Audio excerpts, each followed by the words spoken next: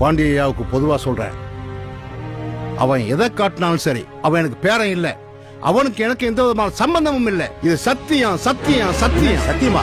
நீ என்ன பெருசா சத்தியம் பண்றேன்னு சொல்ற? இப்ப நீ சத்தியம் பண்ணணும், அவ்வளவுதானே? நீ உத்தமனா இருந்தா, உன் வாக்கு சுத்தமானதா இருந்தா, உன் கொண்டாடி தவிர வேற எந்த பொம்பளையும் தொடர்ந்து சொல்லி இந்த துண்டை தாண்டி சத்தியம் பண்ணியா பாப்பா, சத்தியம் பண்ணியா பாப்பா.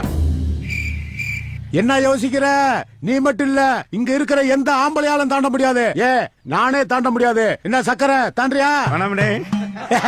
சக்கரையே சகா வாங்குறத பாரு.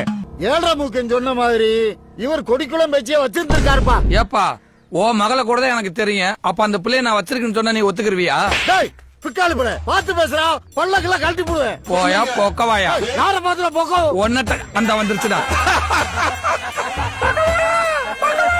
இவனுங்களுக்கு போய் பஞ்சாயத்து பண்ணி தீர்ப்பு சொல்ல வந்த பாரு.